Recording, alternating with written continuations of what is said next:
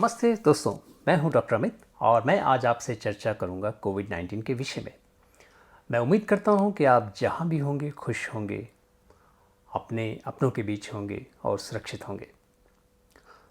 मैं इस चर्चा को प्रारंभ करूंगा कोविड-19 के विषय में कुछ तथ्यात्मक जानकारियों से।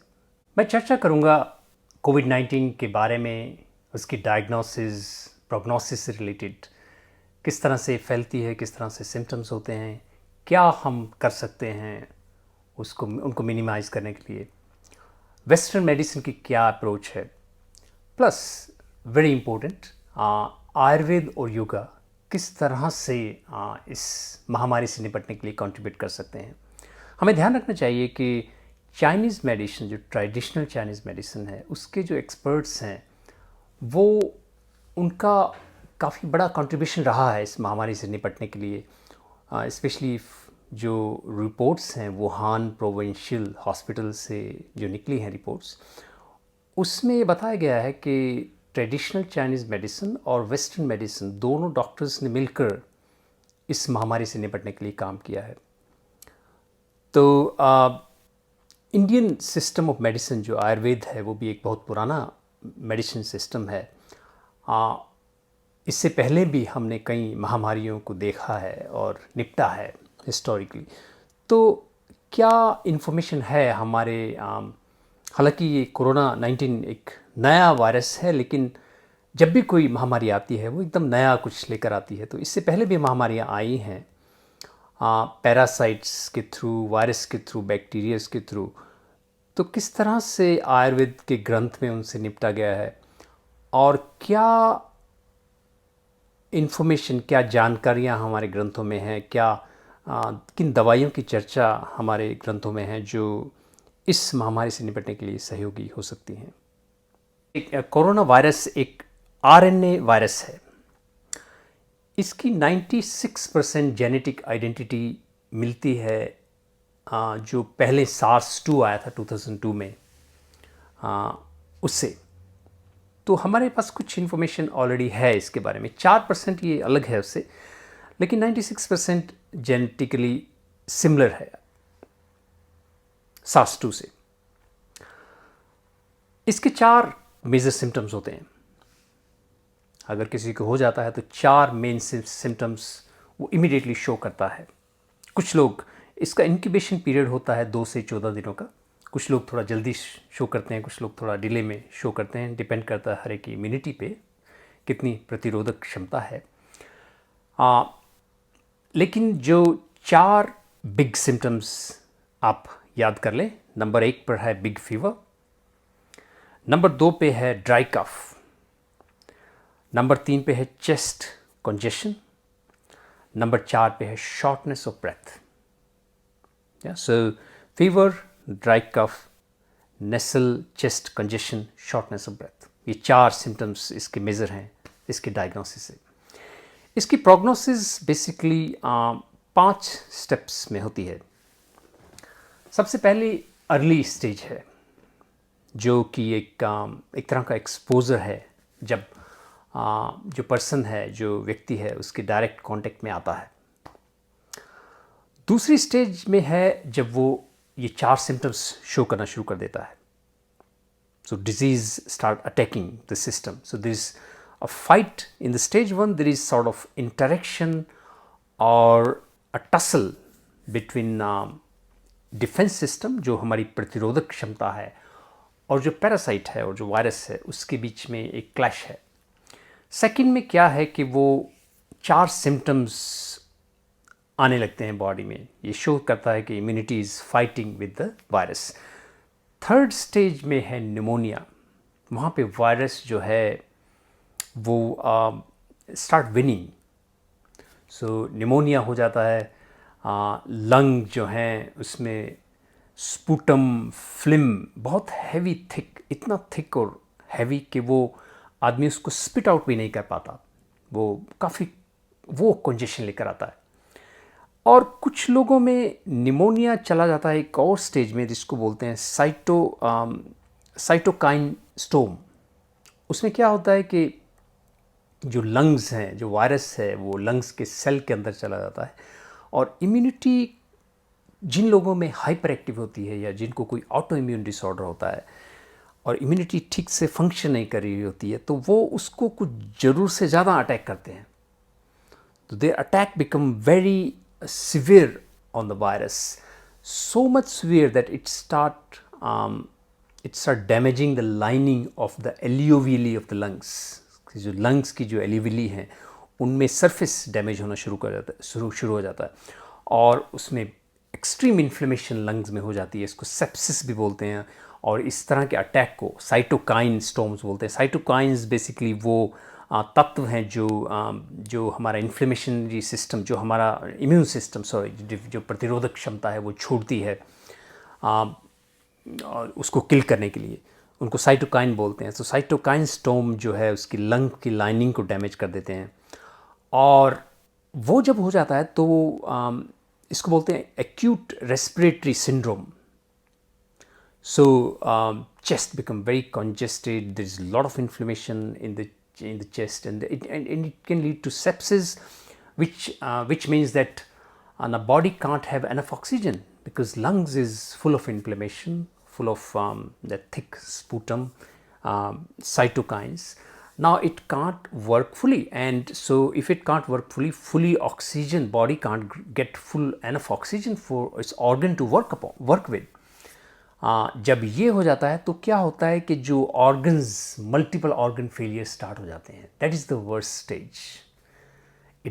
Everybody doesn't reach to that state, but if, as I said, if person's immune system is weak, if there is some autoimmune disorder, if the person is vulnerable, has some lung problems, then this can happen. और फिर उस stage में जो होता है कि it become very the multiple organ failure के बाद अगर हम उसको व्यक्ति को ठीक कर देते हैं, जो कि कुछ संभावनाएं, कुछ हमारे पास हैं तरीके, तब भी उसका लंग इतना ज़्यादा डैमेज हो चुका होता है कि उसको वेंटिलेटर पे रखना पड़ता है क्योंकि वो काम नहीं कर पाता, क्योंकि लंग को हील करने में टाइम लगता है और ऑक्सीजन बॉडी को हमेशा चाहिए. तो वो वेंटिलेटर पे रखते हैं. तो ventilator may not be, if there are too many people come for ventilator, no country would have enough ventilator to serve to the people. इस बात को ध्यान में रखते हुए ये बहुत ज़रूरी है कि जिसकी इस डिजीज़ की जो प्रोग्रेस है उसकी कर्व को फ्लैटन किया जाए. और इसी तरह का प्रयास आप देखें कि अलग अलग देशों की जो संस्थाएं हैं, जो गवर्नमेंट्स हैं, वो कर रही हैं. ये बहुत ज़रूरी भी है क्योंकि जैसा कि हमने बताया कि जब हमारे पास इनफ वेंटिलेटर नहीं होंगे तो इवन अगर हम इन्फेक्शन को किल भी कर देते हैं तब भी वो लोग सर्वाइव नहीं कर पाएंगे क्योंकि there are not enough ventilator. और वेंटिलेटर के बिना वो जो एक्यूट केसेस हैं वो सर्वाइव नहीं कर पाएंगे और वो उसका कोई फ़ायदा नहीं होगा. तो फ्लैटन करने से क्या होगा कि ये डिज़ीज़ एकदम महामारी की तरह नहीं फैलेगा.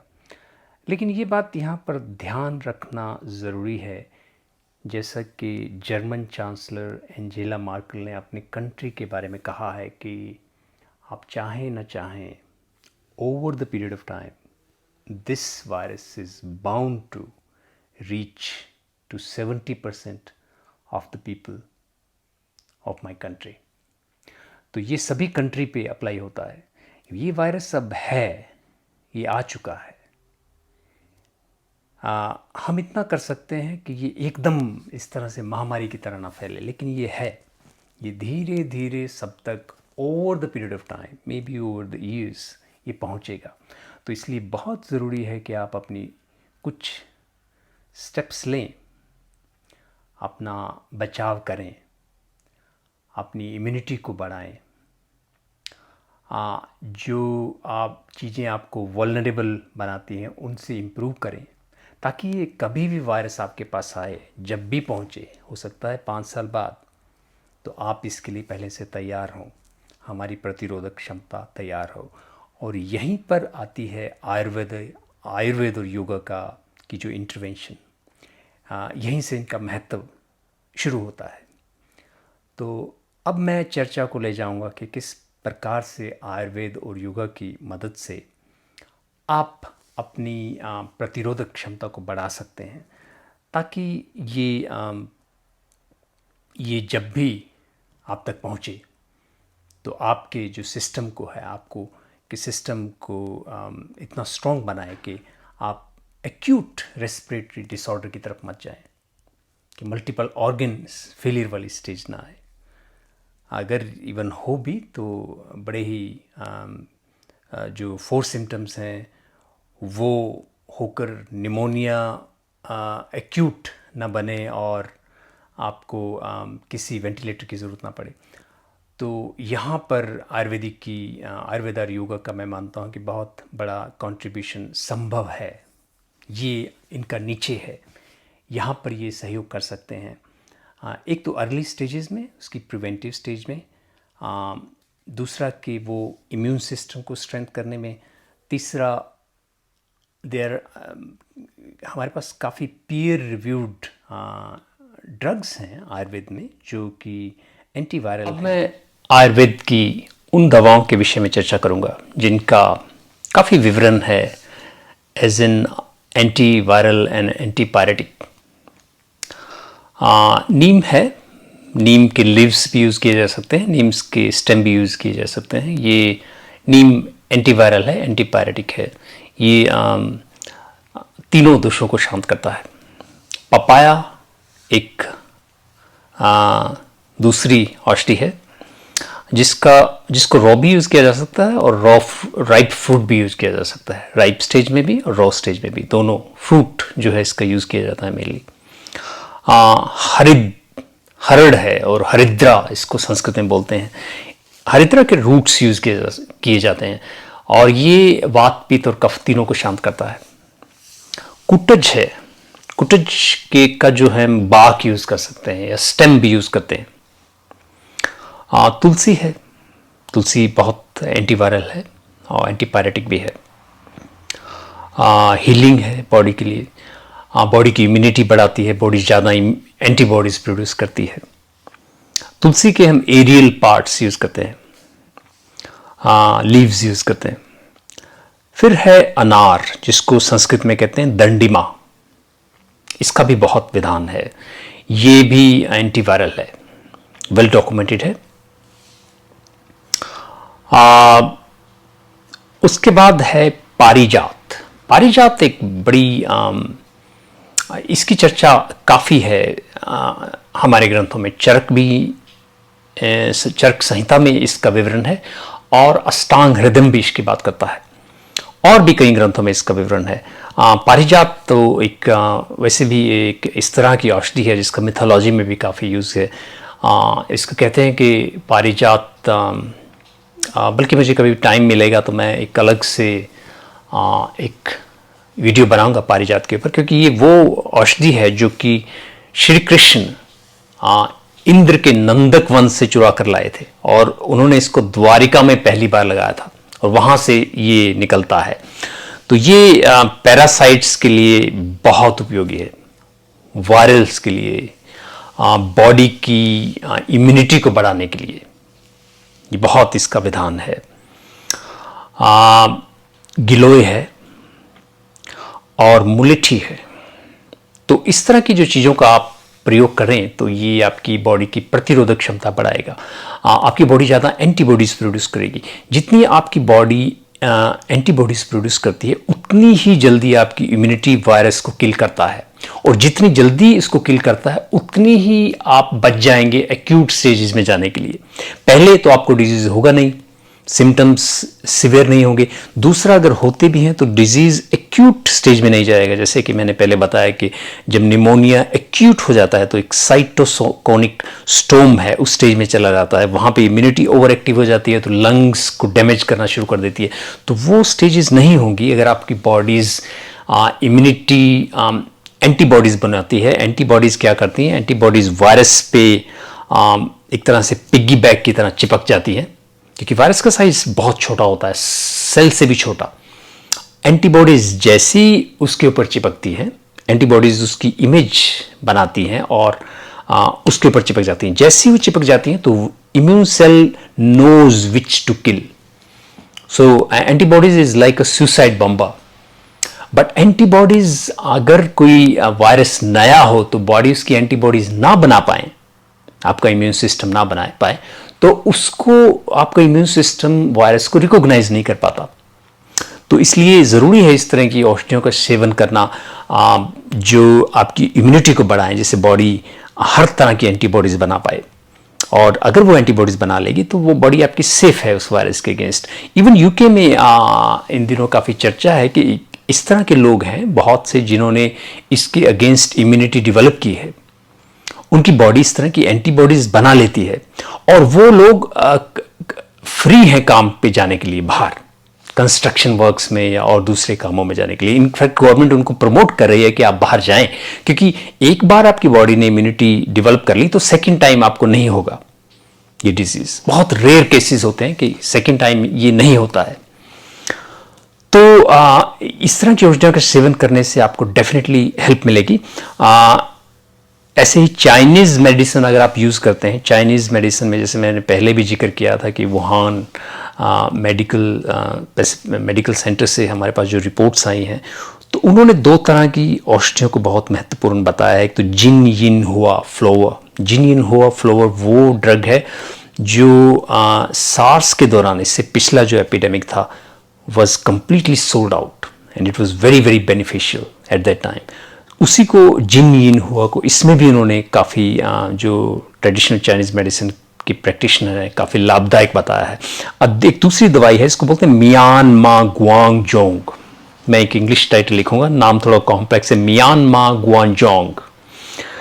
ये इन्होंने काफ़ी यूज़ की है वुहान में, और इन्होंने स्पेशली उन पेशेंट को जो वेंटिलेटर पे जाते थे, उनको वेंटिलेटर पे जाने से बचाया है या उनको वेंटिलेटर से जल्दी निकाला है, क्योंकि हील जो लंग्स है वो उसकी लाइनिंग जल्दी हील हो गई इन मेडिसिन के कारण से। और ये आल्सो एंटीवायरल भी हैं ये, और लेकिन इनका मेन कंट्रीब्यूशन है उसको बाद में हील करने में। तो जैसे मैंने पहले भी कहा है कि आयुर्वेद यहाँ पर आपको कुछ ऐसी आपको बॉडी की हेल्प कर सकता है एंटीबॉडीज़ बनाने में, ऐसी एंटीबॉडीज़ बनाने में जो उस वायरल को किल करने में हेल्प कर सके। प्लस अगर आपको डिजीज़ एक्यूट हो जाता है तो उस स्टेज में, फाइनल स्टेज में लंग्स को हील करने में भी हेल्प कर सकता है। तो यहाँ पर नेचुरल थेरेपी ज़्यादा हेल्पफुल होती हैं बजाय कि वेस्टर्न मेडिसिन की। वेस्टर्न मेडिसिन एक एक्यूट स्टेज पे जब निमोनिया है, it's very good and you should go for it, whatever your doctor says you should do it, but क्योंकि ये काफ़ी इन्वेजिव होती हैं, जो वायरस को किल करने के लिए ठीक है, लेकिन जब लंग्स को अपने आप को रिजुवनेट करना है तो वहाँ पर नेचुरल सिस्टम का, नेचुरल मेडिसिन का अपना एक महत्व होता है, तो वहाँ पर उनका उपयोग करना चाहिए। और आल्सो उससे प्रिवेंटिव स्टेज में जब डिजीज़ आपको नहीं हुआ है तो सेफ्टी के लिए, प्रिकॉशंस के लिए, अपने आप को स्ट्रॉन्ग बनाने के लिए, दुरुस्त रखने के लिए नेचुरल जो मेडिसिन है इनका प्रयोग करना चाहिए। एक्यूट सिस्टम में ज़रूर आप जाएं डॉक्टर के पास, और वो वहाँ पर आपको चाहिए वो जो वो आजकल दे रहे हैं सॉल्यूशंस हैं इसके, जो एंटी वायरल ड्रग्स हैं और कुछ एंटी मलेरिया ड्रग्स हैं, और कुछ ऐसी ड्रग्स भी हैं जो इबोला वायरस के अगेंस्ट यूज़ की गई थी, तो वो इफ़ेक्टिव हो रही हैं। हमारे पास कुछ हैं इस तरह के एविडेंसेस कि वो दे आर वर्किंग वेल।